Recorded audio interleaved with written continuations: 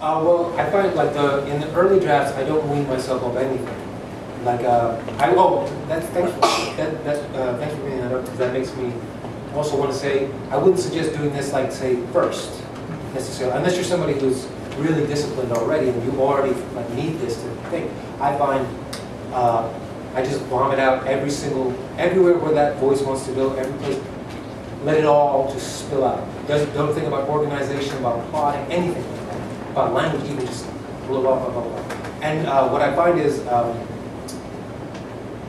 it's unlikely then that everything, if I let out like 30 pages, say, in a scene from that voice, it's not likely that all 30 pages are actually interesting when I go back to read it, say, a few weeks later, right? Rather than, like usually also, I write something and I put it away for at least a few weeks, so that I sort of forget the charge I felt from creating it, and so I stop being quite so attached to it. And when I go back, I usually find, so if it's 30 pages, the first 10 pages are clearly just warm up, you know, and the voice isn't really quite moving. And the next 10 pages, really interesting stuff happens, and the last 10 pages I'm running out of energy. And so in that situation, that's a little neat, but I would just sort of go back and say, cut out the first 10 and the last 10.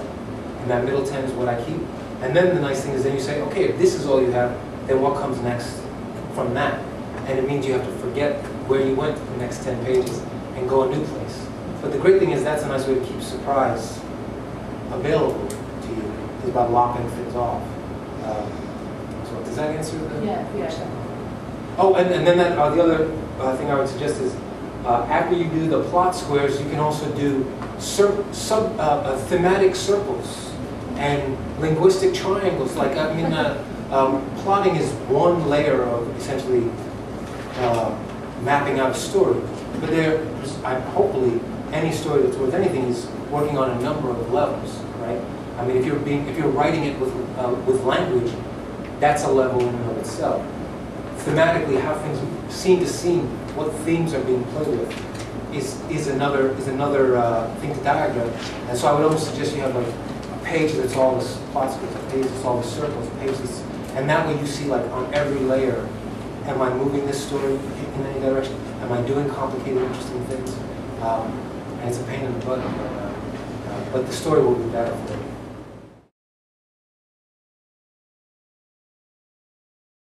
Well, the reader I like to think of as just me. Like in the early drafts, I'm writing what I want as the writer want to write. But I find when I'm reading those drafts, there's plenty of times when I bore even myself, right? And so if I'm even bored, how is anybody else going to be interested, really? You know, because I'm my most sympathetic reader. And so I find, okay, already my first test, if me as a reader starts glazing over, just start cutting, you know. And I find that can help to sort of toughen the skin a bit. And then at some later date, I really have, since I have 3 really trusted readers, those are the readers I think of. First me, then those readers. I mean, you can't think of like the world, because you can't please, you can't please 4 people. So I mean, even that. So, but I would say if you could have like layers of first please yourself, then please those trusted readers. And if you manage that, then honestly, I feel like that's all the magic you can pull off. And then it's just out in the world. Hopefully, an editor becomes another reader who enjoys it, or an agent, whoever, or someone who reads it online if it's a post, whatever it is. Hopefully it doesn't paralyze, it doesn't like stop you up to think of yourself as a reader, and just to think of what you enjoy. You know, like for a while when I was writing, particularly my first 2 books, I'm very proud of my books, but I felt like there was also a way that I had bought into this idea that good writing, serious writing, you shouldn't enjoy it. It shouldn't be enjoyable to read, and I shouldn't enjoy writing. Like it should just be hard, awful, painful, you know. And I was so unhappy. But at the end of the second book, I thought, I hate this job. And it doesn't, I'm not even like paid that well. You know, like if I was like if I had a Zeppelin or something, I'd say, man, it's worth it. You know, but I didn't. So I also said to myself, like, why would you do this thing that, for all the ways it's been good to you, it's not that good to you, if it doesn't even make you happy, too. And so then I started with my latest book, which has been the one I enjoyed most. I would just sit down and be like, what would I love to have happen? Just whatever. And then I would just write it, you know? And then sometimes it was ridiculous. Sometimes it was boring. But it didn't matter, because I was like, I would just love to see like a bridge blow up. So I'm just going to write a blow up bridge, you know? I would love to see him kiss this woman. I'm just going to write a scene, you know? Like, and it was just so much fun to suddenly be like, oh man, I'm enjoying this again, you know? And give myself that permission too, because that's, at least for me, that was something I wouldn't give myself permission to feel for a while.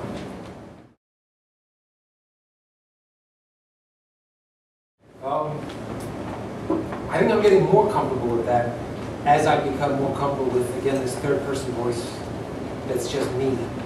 Like the book I'm working on now is the first one I've written. It's third person, and I'm really having a good time, mostly because like I write a description of something, and then I just have a parenthetical, and I just go on and on. I just tell a joke that occurs to me, and I refer to like an episode of The Simpsons, like a line from there that if anybody would enjoy this, here it is for you. And if anybody doesn't, what's the difference? The parenthetical is about to close. And just saying, like, just go on and on and on, you know. And it's probably clear, like, I can talk for a while, you know. And I don't mind it, you know. When I feel like I'm opening up to enjoyable conversation. I don't know if that answers the question. I guess it's just more like when I start getting into subjects, ideas, areas that I find exciting, like and interesting, I find like, you know, I actually have more to say about this. And I just read something last week in like whatever, The Nation or something like that, that was about this little detail. I'm just going to steal that. I'm just going to put it in there for, you know, maybe with attribution if it's like more than 2 sentences or something like that, and if not, some say blah blah blah, and then read The Nation if you want to know where it came. You know, like that, and it just goes on and on and on and on and on, because I'm just enjoying myself. And I just tell myself at this phase, it's not about beautiful writing, it's not about writing a perfect blah, it's just about just lighting off, just like shooting off into the air, just let it all go. And there's nothing that could be wrong to put on the page because nobody else has to see it. So what could be wrong? You know? And I find like that kind of permission helps me actually go to really interesting, I think, you know, at least right now, interesting places that I wouldn't have gone to if I was just trying to tell a story.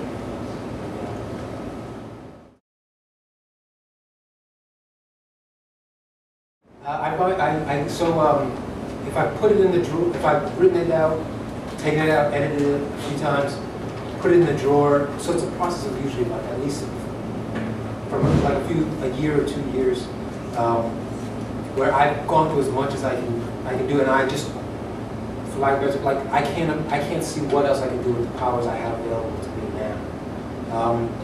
And then that's when I go to these folks and I say, okay, and I actually, it's the 3 readers. One of them is the one who's my bullshit detector. One of them is the one who's my, like, this doesn't make sense, logic detector.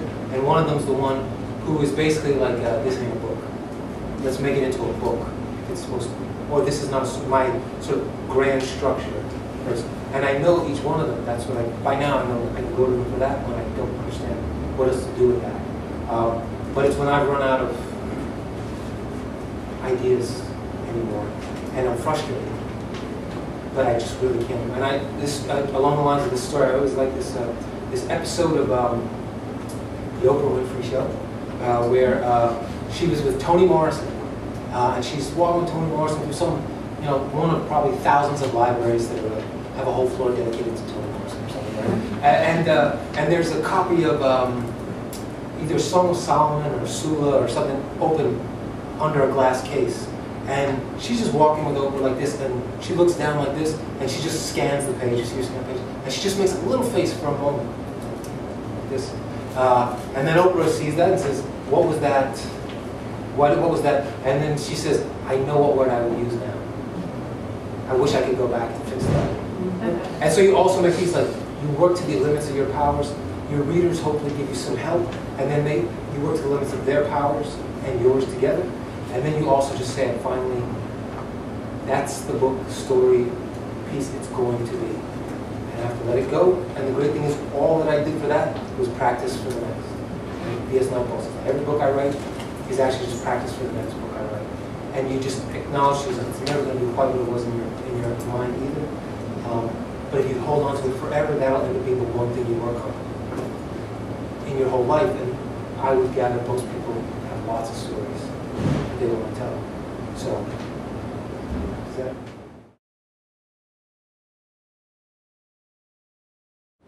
I mean, Catch-22 is a story about failure, and that's pretty good. You know, I mean, that has been around a while. So it's not. The thing I would wonder about there is sometimes it's called the imitative fallacy, right? That someone says the character in my story feels like life is boring, so my story has to be boring. And then the success is you wrote a boring story, and that's not a success. You know what I mean? So I guess unless David Foster Wallace, I guess, is the closest, worked the hardest to try to make that into a story. I haven't read that, the version that was published, so I don't know if it worked. But what I would suggest is a story about failure, a story where someone fails or where things fail is not the same as a story about failure, right? Let's say it's a story about someone who works their hardest to become a long-distance runner, and then their legs fall off. So they can't, right? And like the last line, and then their legs fall off. That's the end. That's not a story about failure. That's a story about a person who tries something and it doesn't work out. So the story is actually about this person's attempt, right? The story is that movement. So rather than focusing on just if the story has failure in it, then I assume there must also be attempts, because it's not a failure if you never try. So then I would argue that the story could be, in theory, about trying to succeed and failing, which is then, like I said, it can be Catch-22, it could be Hunger by Lou Hampson. I mean, so many great works of fiction are about the try and the fail and are endlessly satisfying.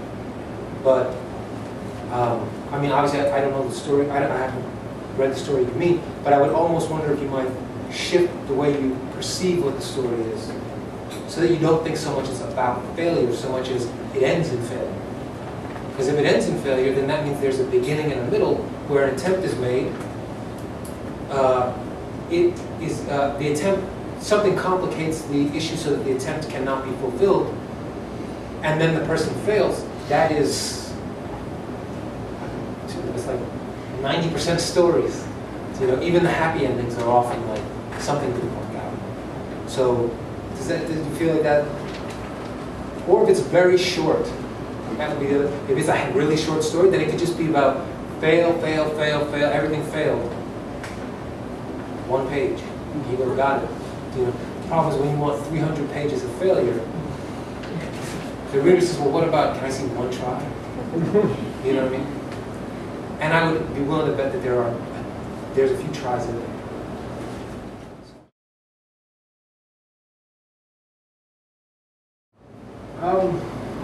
Well, I mean, I can't imagine it's ever useful to say that all stories have to do anything, right? What I find, though, is sometimes lots of writers are very ambitious, and new writers working on their stuff early are often really ambitious, and so they say, like, I know Virginia Woolf did push things sort of far, but I want my first thing to be the post-Mrs. Dalloway book, the post to the Lighthouse. Like, she brought it to here, I'm starting here.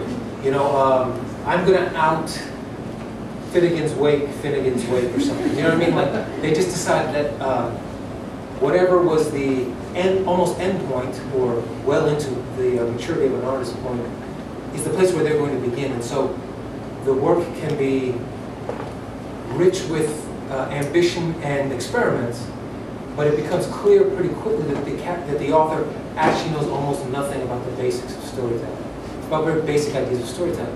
And a lot of the sort of smoke and mirrors and experimental this and that and hiding, no plot, and we're all from the point of view of an eye that's on inside a cup, and, you know, I won't use the letter E at all in there. is an attempt to actually disguise the fact that the author doesn't actually know how to actually tell a basic, satisfying story. So, and they think I'm just going to leapfrog over that. And so the example I always try to give them is, because for some reason, or for good reason, Joyce is often a writer who would say, like, I want to write Ulysses now. First, that's what I'm rocking with, you know, like, but I always make the point to them, like, you know, he started with Dubliners. And you know, they're really basic story. And in fact, some of them are not even stories. I mean, Araby or however you pronounce it, that's not a story, really. But it's astoundingly satisfying. And you can see him just in Dubliners from first to last, learning just, I mean, the Dead, this really complex narrative where you imagine he could have gone on to write these like Victorian era novels, 700-page Middlemarch type joints, right? But he chose not to. Then the next step was Portrait of the Artist as a Young Man, which still, to some degree, is between the two. And then finally Ulysses. And so that idea that it is progression. So this is a long way of saying, coming around to saying, I think a lot of those markers that people get, that there should be a beginning, a middle, and end, that the character should change, are often the best way to take a lot of that advice is just to say, if this seems like a surprise or a challenge to me, then I don't know how to do this. And maybe I should just practice. See what I mean? Like, some of you maybe want to learn a lot of the really basic aspects of storytelling just so you can start getting rid of them. But you can't get rid of them if you don't know them.